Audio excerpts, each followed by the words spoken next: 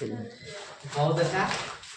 आज digital board पर आप लोग को पढ़ाई हो रहा है। इससे आप लोग सभी लोग खुश हैं? खुश है ना? कल एक शिक्षक थे बोल रहे थे कि आप लोग बहुत बढ़िया अच्छा किस्मत वाले ना। अब सही बात है कि किस्मत वाले तो है ही है। अब हम लोग को एरिया में नहीं था, लेकिन बहुत मेहनत के बाद 2 सालों के बाद सोचते सोचते सोचते सोचते के बाद ये डिजिटल बोर्ड हम लोग को देखने को मिला। तो डिजिटल बोर्ड पर नाम सुनने से तो लगता था कि कोई जानवर का नाम नहीं ना। बोर्ड जो है पढ़ा रहे थे व्हाइट बोर्ड पर, पहले ब्लैक बोर्ड पर पढ़ा रहे थे, उसी प्रकार से पढ़ाने वाले ये डिजिटल बोर्ड, स्मार्ट बोर्ड, जिसको ऑनलाइन क्लासेस सब इससे होता है। ठीक है, आप लोग को क्लास यदि छूट जाता है तो जा करके अपने YouTube चैनल पर आपको कम्युनिटी क्लासेस पर जो है, यदि किसी प्रकार से आप लोग नहीं आए, ऑफलाइन क्लास करने नहीं आए, तो अपना क्लास खोलेंगे, चैनल खोलेंगे कम्युनिटी क्लासेस के नाम से, और वहां से जाकर के पढ़ लेंगे। जैसे मैं आप लोग को कल 9th क्लास का मैथ बताया था, सभी लोग नहीं आए होंगे, उसमें जाना है कि 9th क्लास में क्या सर बताया है, उसमें आप लोग को लोड कर दिया गया है कम्युनिटी क्लासेस में। ठीक है, आप लोग ध्यान देंगे, उसमें जाकर के अपना नोट उसमें कर सकते हैं, कैसे कैसे पढ़ाया हुआ है वहां से उतार सकते हैं। इसी प्रकार से शाम में आपको डेली क्लासेस जो होगा ऑनलाइन इसी प्रकार से होगा। आपको क्लास को छोड़ना नहीं है, क्लास जो है डेली आना है। ठीक है, तो सबसे पहले आप लोगों को फ्रंटली क्लासेस में स्वागत है। ठीक है, आज का है जो यहां तक पढ़ चुके थे, आज उदाहरण 8.1 साइंस है। ये कौन सा है सब्जेक्ट? साइंस है। कौन सा है? साइंस। साइंस है, ये साइंस है। कौन क्लास का है? 9 साइंस पढ़ाया जा रहा है। साइंस और क्लास कौन है? 9 क्लास 9 का है, क्लास 9 का है। जो आपको दूसरा लेक्चर तक हो चुका है, अब तीसरा लेक्चर में इसमें चालू है, और जो कि इसमें पहले जो पढ़ाया हुआ उसको भी आप लोग को कम्युनिटी क्लासेस में लोड है, वहां से आप देख सकते हैं। ठीक है, लेकिन आज हम लोग को पढ़ाना है क्या है, यहाँ पढ़ाना है क्या कि उदाहरण 8.1 है। एक वस्तु 16 मीटर की दूरी 4 सेकंड में तय करती है। एक वस्तु जो है, वस्तु मान लो कि जैसे कि हम हो गए, गाड़ी हो गया, ये सब हो गया, 16 मीटर की दूरी, 16 मीटर की दूरी कितना है? 16 मीटर की दूरी, मान लो कि 16 मीटर की दूरी है, 16 मीटर की दूरी जो है, मान लो कि A से B तक जाने में 16 मीटर की दूरी 4 सेकंड में दूरी तय करता है। कितना में? 4 सेकंड में। समय कितना लग रहा है? इस समय लगा रहा है इधर ना, और इधर समय जो है टाइम लग रहा है, और दूरी तय कर रहा है इधर दूरी। ठीक है, यानी कि 16 मीटर की दूरी कितना सेकंड में? 4 सेकंड में तय करती है, तथा पुनः 16 मीटर की दूरी 2 सेकंड में तय करती है। फिर क्या कर रहा है? तथा पुनः 16 मीटर की दूरी 2 सेकंड में तय करती है, तो औसत की चाल क्या होगी?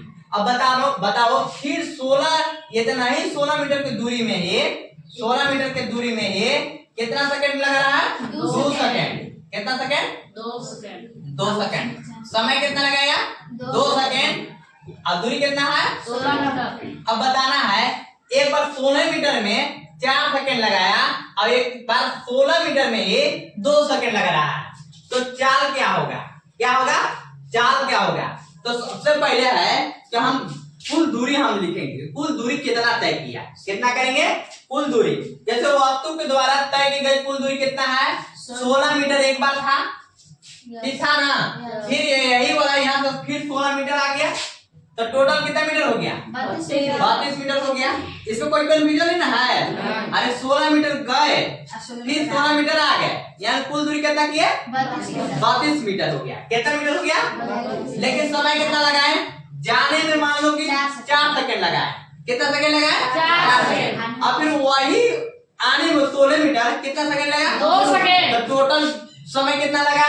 देखो, लिया गया कुल समय 4 सेकंड और 2 सेकंड, कितना सेकंड हो गया? 6 सेकंड हो गया। कितना सेकंड हो गया? 6 सेकंड। औसत काल बराबर क्या होता है? तय की गई कुल दूरी बटा में लिया गया समय। तय की गई कुल दूरी बटा में लिया गया समय। अब सभी लोग जान रहे हैं ना? यस। तय की गई कुल दूरी बटा में लिया गया समय। तो तय की गई कुल दूरी कितना है? 32 मीटर। अब कुल सेकंड कितना है? 6 सेकंड। 6 सेकंड। अब इसको काट देंगे, 32 बटा 6 को काट देंगे।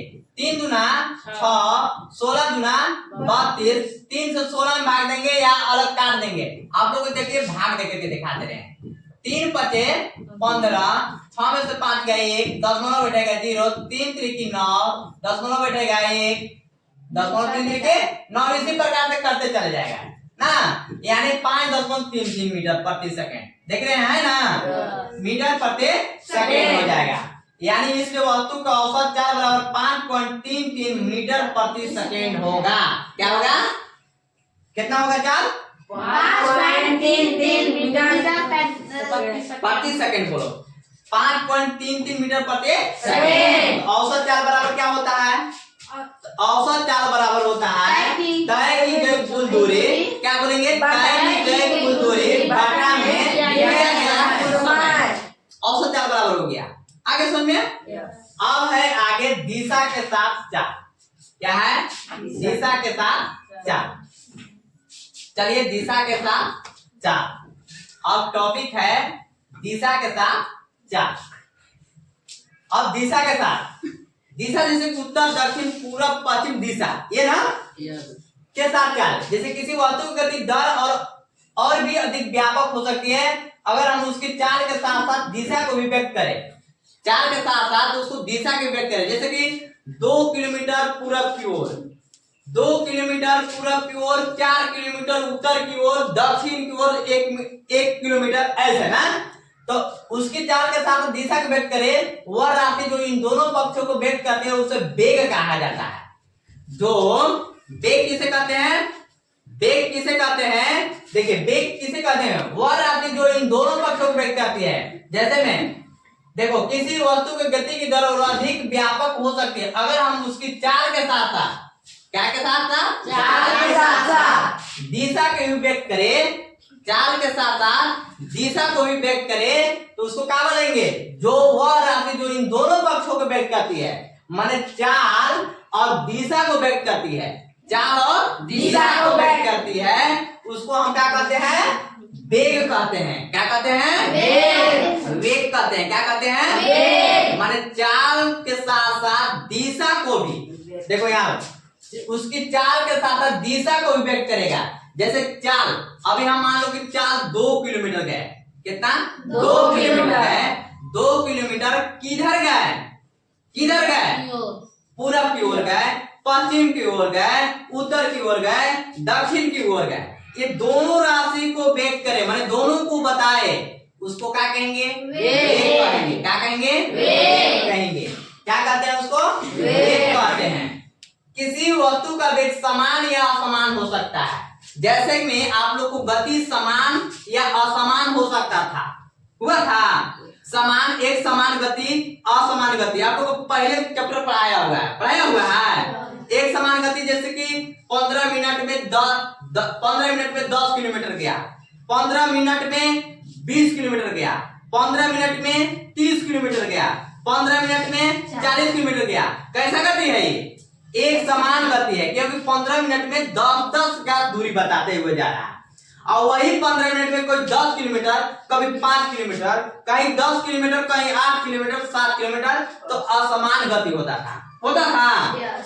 उसी प्रकार से है। अब क्या है कि वेग भी आपको समान वेग और असमान वेग होगा। देखो बोला ना कि कहते हैं किसी वस्तु का वेग समान या असमान हो सकता है। यह वस्तु की चाल, गति की दिशा या दोनों को परिवर्तन के साथ परिवर्तित हो सकती है। यह वस्तु की चाल, गति की दिशा या दोनों को परिवर्तन के साथ परिवर्तन हो सकता है, चेंज हो सकता है, बदलाव हो सकता है।